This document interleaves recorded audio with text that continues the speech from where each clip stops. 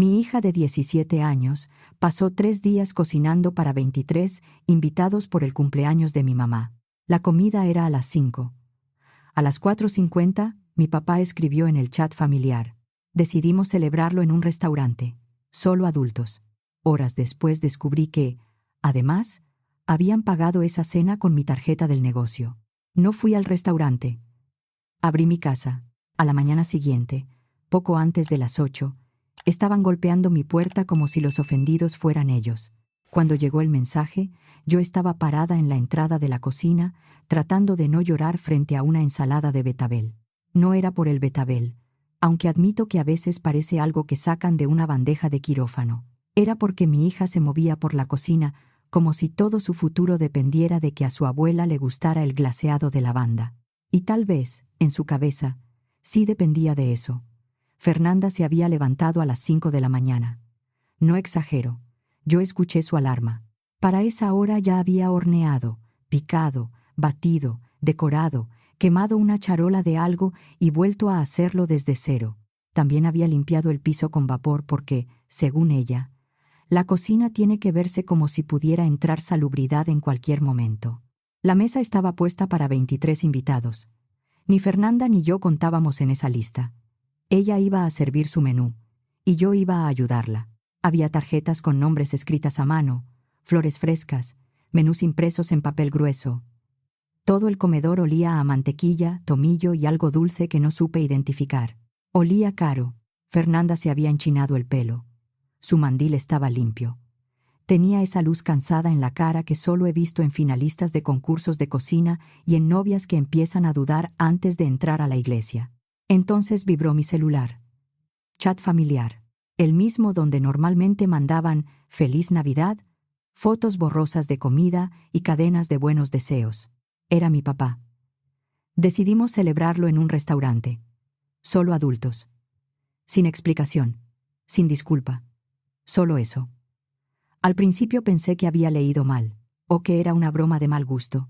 Fernanda acababa de sacar del horno unas tartaletas de pera sin azúcar para una vecina diabética de mi mamá.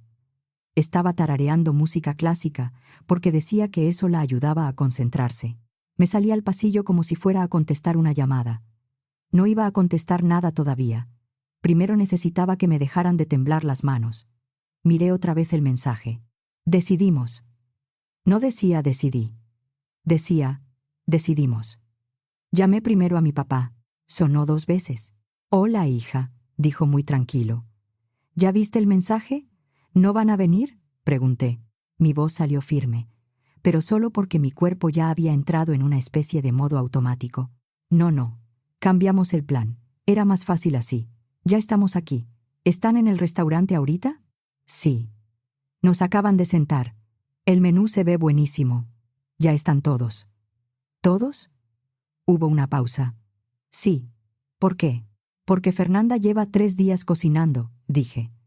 Ustedes dijeron que la comida sería aquí. Hizo comida para 23 invitados. Se levantó a las 5 de la mañana. Mi papá se quedó callado un segundo. Ah.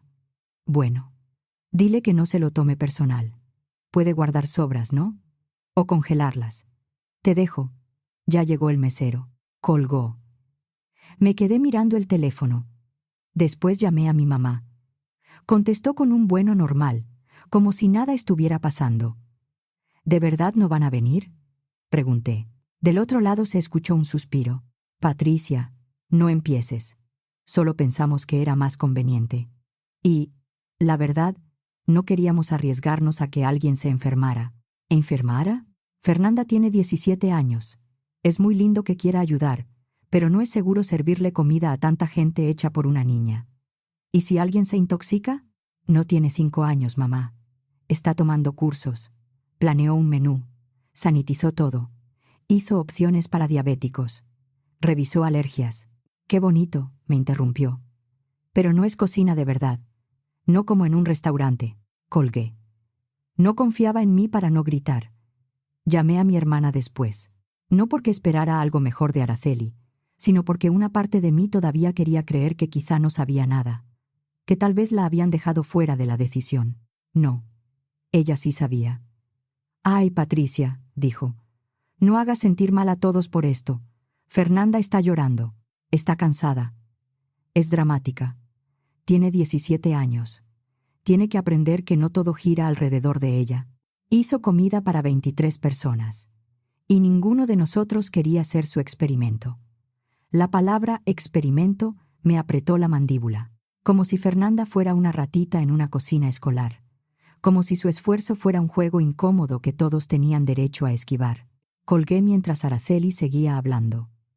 No me importó lo que iba a decir. Me quedé ahí, en el pasillo, tratando de acordarme de respirar.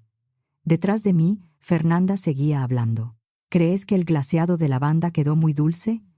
No quería exagerar. ¿Y la luz? ¿No se ve demasiado amarilla? Quería que se sintiera como restaurante, pero no como de esos lugares que quieren verse finos a la fuerza. Mamá. Se detuvo. Me giré. Mi cara debió decirlo todo, porque dejó de hablar a media frase. Sus ojos bajaron al celular que yo tenía en la mano. Luego me lo quitó. No alcancé a detenerla. Su dedo abrió el chat familiar. Leyó el mensaje. Luego vio la foto. Una mesa larga en un restaurante de Polanco. Copas levantadas. Mis sobrinos, recién cumplidos los 18, sonriendo a la cámara con los platos ya servidos. Mi mamá radiante. Mi papá alzando una copa. Ahí entendí que solo adultos no significaba adultos. Significaba sin Fernanda. Fernanda miró la pantalla demasiado tiempo. Después, apretó llamar. ¿Abuela? No escuché lo que mi mamá dijo del otro lado. Solo vi a Fernanda asentir. Y asentir. Y luego dejar de asentir. Su cara se desarmó como si alguien le hubiera puesto un peso encima del pecho. No gritó. No sollozó. Solo dejó que las lágrimas le bajaran despacio, como si hasta llorar por eso le diera vergüenza. Quise abrazarla, pero dio un paso atrás. Dejó el teléfono sobre la mesa con cuidado, como si fuera de vidrio. Luego volteó hacia el pastel. Era precioso. 3 pisos. Rosetones perfectos. Encaje de chocolate. Violetas cristalizadas. Feliz cumpleaños 67, abuela Josefina, decía con letras de chocolate oscuro. Fernanda lo miró. No dijo nada. Yo me quedé ahí, inútil. Y entonces pensé, no, esta vez no. Todavía no sabía qué iba a hacer, pero sí sabía algo con una claridad que me quemaba. No iba a dejar que ellos definieran ese momento para mi hija. No iba a dejar que lo terminaran así.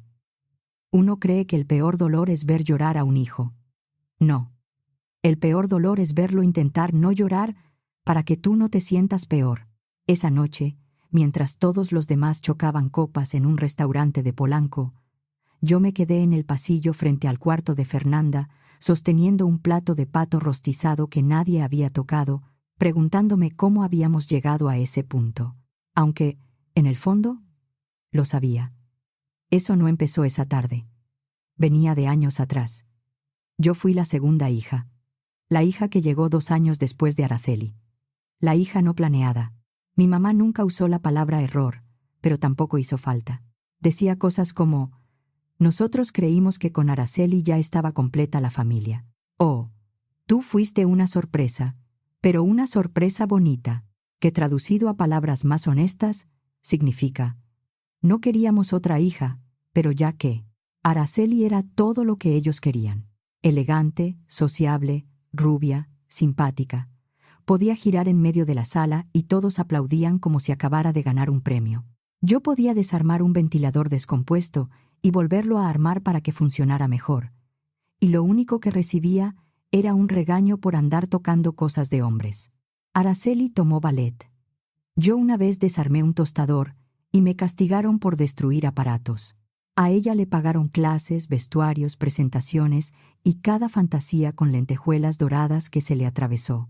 Cuando yo pregunté si podía tomar un curso de fin de semana para trabajar cuero o madera, me dijeron, no hay dinero para eso.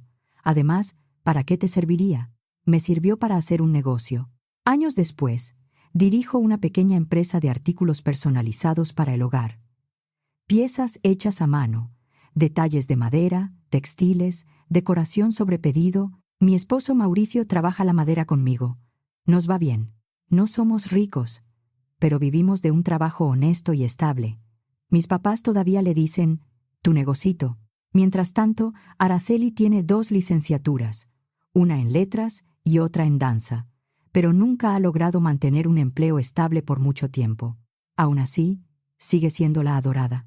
Y por esas ironías de la vida, yo todavía la he ayudado con dinero más veces de las que quiero admitir, en silencio, sin reclamar, porque eso es lo que hago.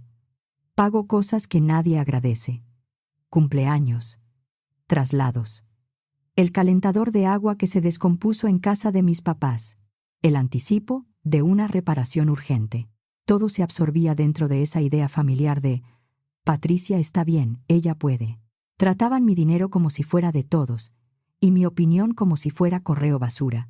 Luego llegó Fernanda, mi hija, lo más luminoso que me pasó. Fernanda es como yo, pero con menos miedo. Tiene intereses muy específicos y no pide perdón por ellos. Sus manos siempre tienen harina, chocolate o alguna salsa que se acaba de inventar. Una vez lloró porque su salsa holandesa no tenía profundidad emocional. No tengo idea de qué significa eso, pero la amo por decirlo. Fernanda quiere ser chef. No le gusta cocinar, quiere ser chef.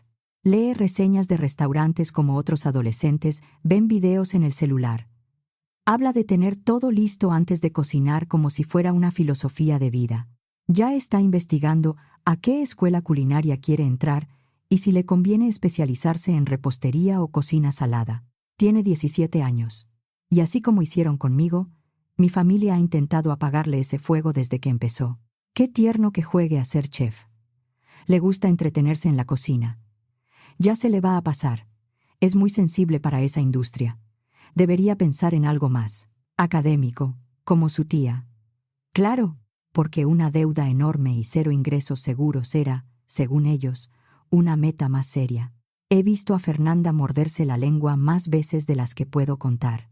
Una vez, después de una comida familiar, se encerró 20 minutos en el baño. Cuando la encontré, se estaba secando los ojos y dijo que le había entrado jabón. No le había entrado jabón.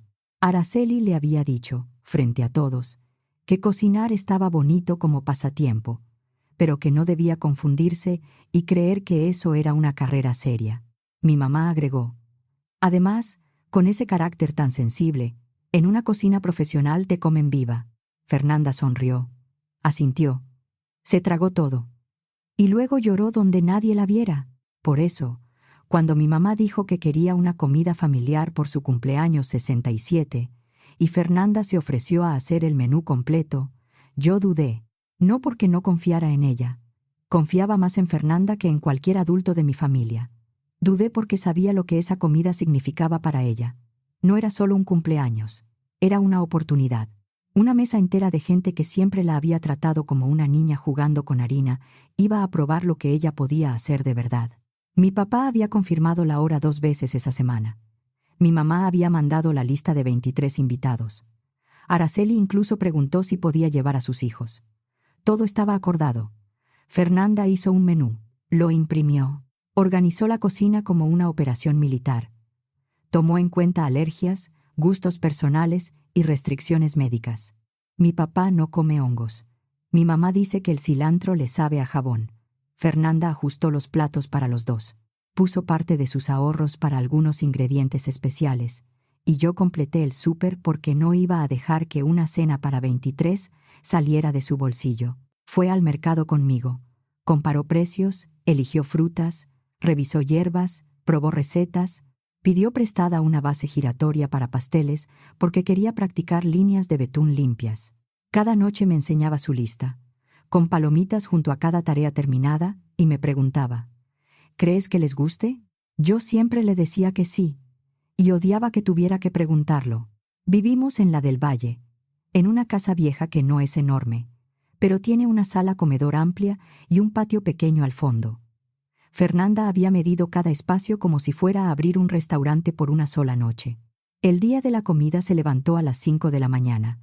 Otra vez, no exagero, escuché el ruido de sartenes, el zumbido suave de su música clásica y sus pasos rápidos sobre el piso mientras se movía de un lado a otro.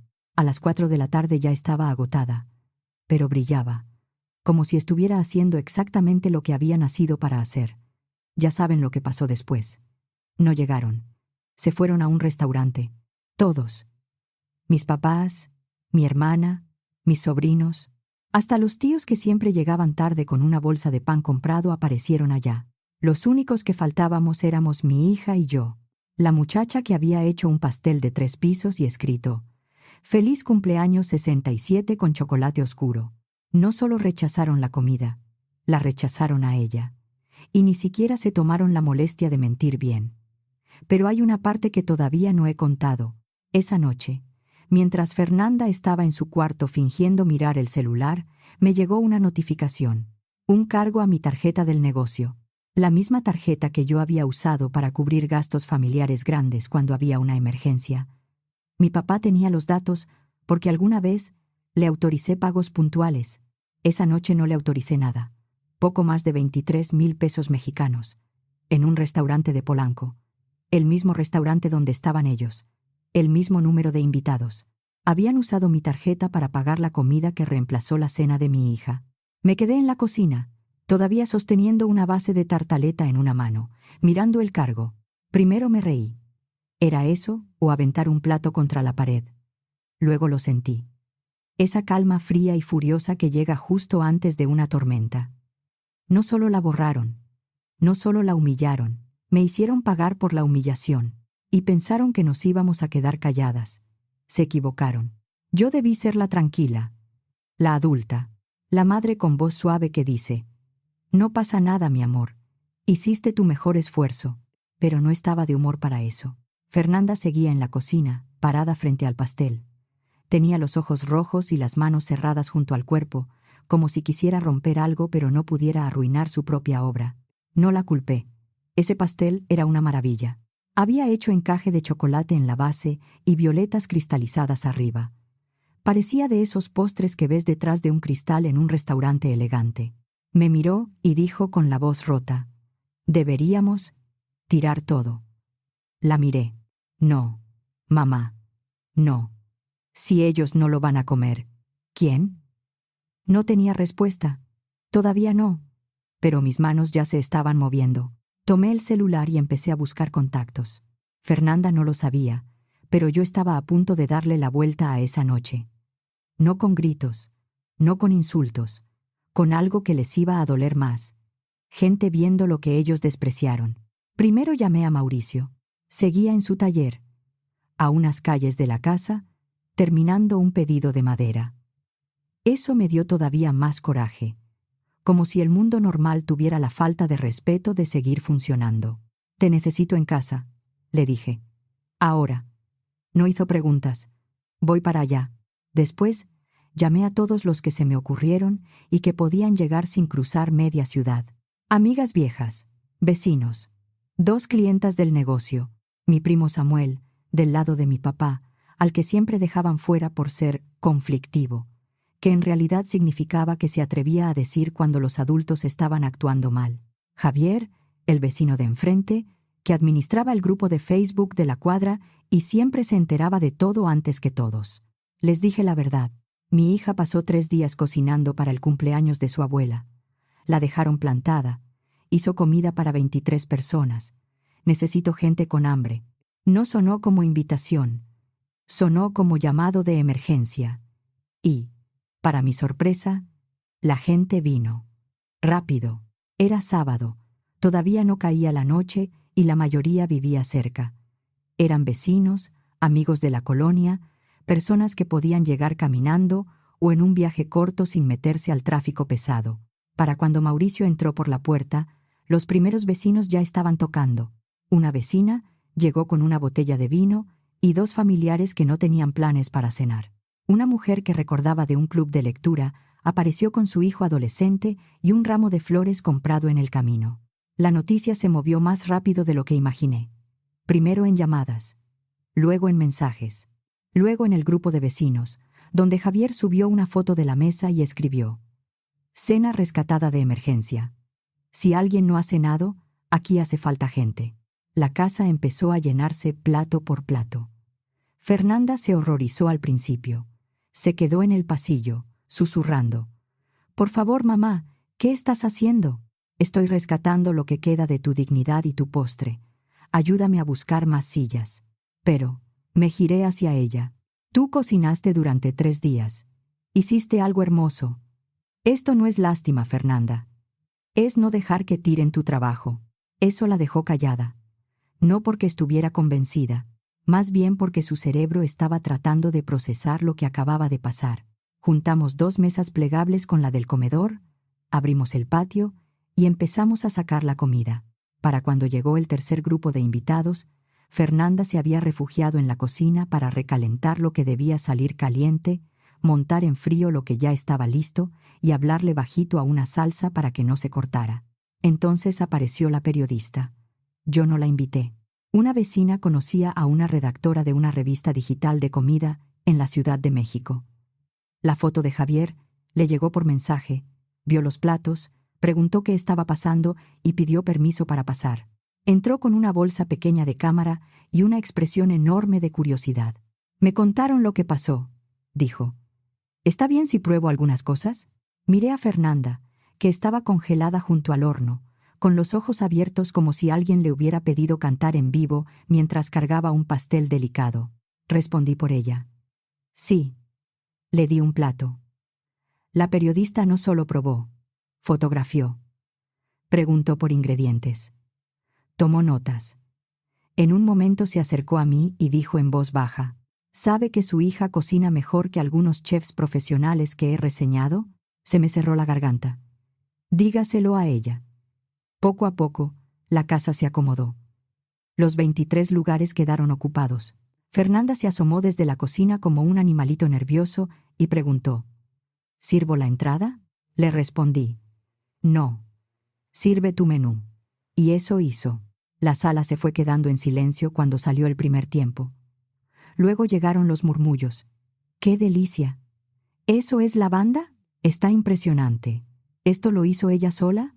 Para el plato fuerte ya había aplausos. Para el postre, alguien se puso de pie para hacer un brindis. «Por Fernanda», dijo. «Por la joven que cocinó una cena completa, no se rindió cuando la hicieron sentir menos y preparó comida mejor que muchas cenas por las que hemos pagado». La gente se levantó a aplaudir. Fernanda recibió una ovación de pie, y entonces apareció un segundo pastel. No era de ella. Era un pastel comprado que alguien había traído por si hacía falta, pero todos insistieron en que se partiera el de Fernanda. Ella lo cortó. Sonrió. Poquito, pero fue una sonrisa real. Y yo, por primera vez en toda la noche, pude respirar. Pero la noche no había terminado. A las 2 de la mañana seguía despierta cuando me llegó un mensaje. Era un enlace. Lo mandó la periodista. Ya estaba publicada una primera crónica digital, más completa de lo que yo esperaba para esa hora. El título decía, «Un cumpleaños que no fue». La joven chef que cocinó para 23 personas fue abandonada por su familia y terminó sirviendo la cena más memorable del año. La nota no solo elogiaba la comida de Fernanda. Contaba la historia. Cómo el cumpleaños de su abuela se iba a celebrar en nuestra casa. Cómo Fernanda cocinó todo. Cómo la familia decidió, sin avisar a tiempo, irse a un restaurante. Y cómo usaron mi tarjeta para pagar esa comida. No puso los nombres de mis papás, pero sí puso el de Fernanda. Y dejó muy claro quiénes se quedaron y quiénes la dejaron plantada. Me quedé viendo la pantalla, helada. Después, abrí los comentarios. Ya habían empezado. ¿Dónde se puede probar su comida? ¿Qué talento tiene esa niña? ¿Quién le hace eso a su propia nieta? Esa familia no merece ni una migaja. Miré a Fernanda. Se había quedado dormida en el sillón, todavía con el mandil puesto, las manos dobladas como si siguiera sosteniendo una espátula. Y supe que aquello no había terminado, porque esa nota ya estaba moviendo cosas, y a ciertas personas no les iba a gustar lo que se estaba moviendo. Hay un tipo de silencio muy particular justo antes de que alguien toque tu puerta con rabia. No escuchas pasos, ni motor de coche, ni gritos, solo quietud, un silencio pesado.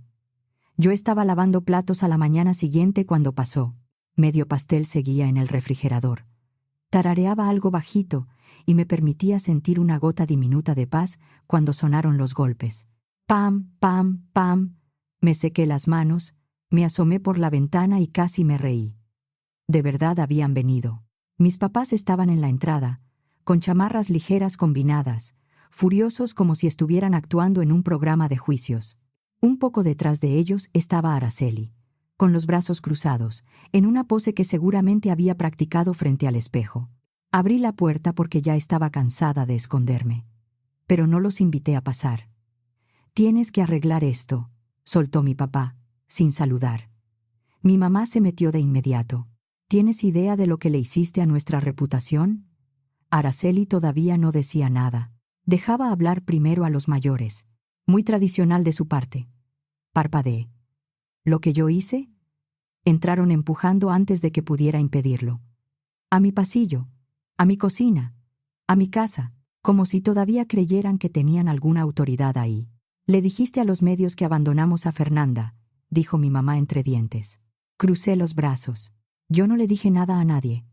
Una periodista vino, probó la comida que hizo Fernanda, se enteró de lo que pasó y escribió sobre eso.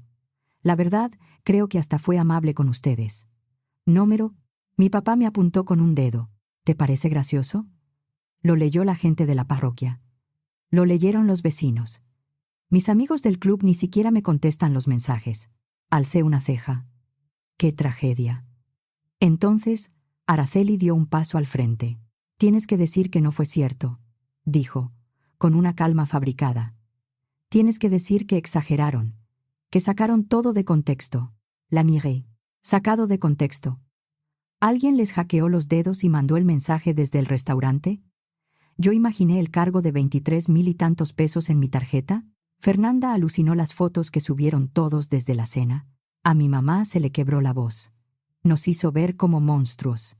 «No», dije en voz baja. «Eso lo hicieron ustedes solos.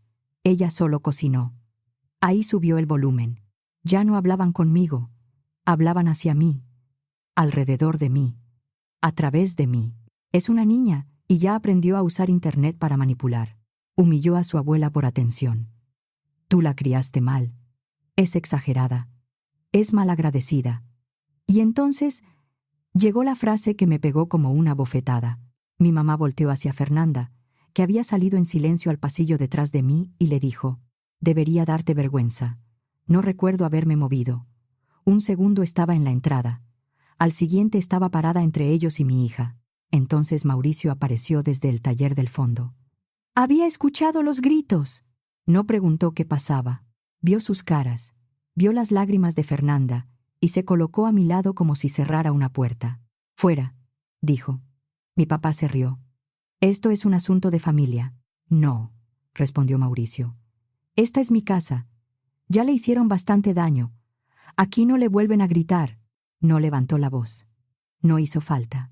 Se quedaron ahí unos segundos, furiosos, temblorosos, desinflándose. Luego Araceli murmuró algo sobre proceder legalmente y salió hecha una furia. Mis papás la siguieron. La puerta se cerró de golpe. Silencio. Fernanda seguía detrás de mí, callada, rígida. Intenté abrazarla, pero ella miró hacia la ventana de la sala. Javier, el vecino de enfrente, estaba parado en la banqueta con el celular en la mano y cara de no creer lo que acababa de grabar. La puerta había estado abierta durante los gritos. Media cuadra escuchó. Lo saludé con una mano que decía dos cosas al mismo tiempo. «Hola» y «Si subes eso, vas a tener problemas conmigo». Demasiado tarde. Esa tarde apareció un video en línea. El título decía: «Los abuelos de la joven chef viral fueron a su casa a gritarle. Escuchen lo que le dijeron». Y entonces la historia empezó a circular más de lo que cualquiera de nosotros podía controlar. Los comentarios fueron durísimos. «Imagínate tener tanta amargura por un pastel. Parecen villanos de telenovela. ¿Quién le grita a una niña que les preparó una cena?» Por esto, muchos nos alejamos de la familia. Esa noche, antes de bloquear a mis papás, vi la última ronda de mensajes. Primero, «Nos arruinaste». Luego, «Vamos a proceder legalmente si no publicas una aclaración». Después, «Esto es maltrato a adultos mayores». Claro, no contesté. Los bloqueé a todos. A mis papás, a Araceli, a su lado del chat familiar y eliminé la tarjeta que habían usado para pagar esa cena. También llamé al banco para reportar que esos datos ya no estaban autorizados para ningún cargo familiar. Esa traición financiera no iba a repetirse. Más tarde publiqué algo sencillo. No fue un discurso, no fue un ataque, solo una frase. Respaldamos cada palabra y ya no vamos a proteger a personas que lastiman a nuestra hija. Esperaba ataques. Recibí apoyo. Me escribieron viejos amigos. Le escribieron desconocidos a Fernanda. Un chef local la invitó a hacer prácticas en su cocina durante el verano. Alguien de un programa culinario al que ella soñaba entrar dijo que seguirían su camino con mucho interés. No celebramos. Pero por fin pudimos soltar el aire. Durante los meses siguientes, Fernanda armó su portafolio, tomó encargos pequeños, terminó su solicitud y siguió cocinando incluso en los días en que todavía le dolía acordarse de esa cena. Pasó un año. Fernanda entró.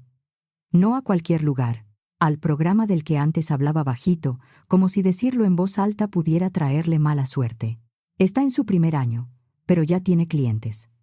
Personas que le piden cocinar para eventos pequeños, hornear pasteles de cumpleaños, preparar cenas privadas. Algunos incluso mencionan aquel artículo. Su blog de cocina creció muchísimo. Sube recetas, fotos, videos, pruebas, errores, platos completos. Tiene seguidores reales. Gente que la ve. Fernanda es distinta ahora. No más ruidosa, no más arrogante, solo más firme. Nunca volvió a buscar a mis papás. Yo tampoco. No fue de un día para otro, pero pasó. Primero fueron llamadas que dejaron de contestarles. Después invitaciones que ya no llegaron. Más tarde supimos que se mudaron hacia Puebla, a una ciudad más tranquila, a unas 2 horas de la Ciudad de México en un buen día, sin tráfico pesado en la salida. Le dijeron a alguien que querían una vida más tranquila. Claro, Fernanda nunca recibió una disculpa de verdad. Yo nunca recuperé los 23,000 y tantos pesos mexicanos de aquella cena, pero recibimos algo mejor: claridad, paz. Fernanda obtuvo un futuro hecho con sus propias manos, y eso no se lo pueden quitar. Lo que entendí esa noche no fue solo que mi familia no valoraba la comida de Fernanda. Entendí que llevábamos años aceptando faltas de respeto como si fueran parte del paquete familiar. Comentarios disfrazados de preocupación, favores que nunca se agradecían, dinero que salía de mi cuenta porque Patricia puede, silencios para no incomodar a nadie.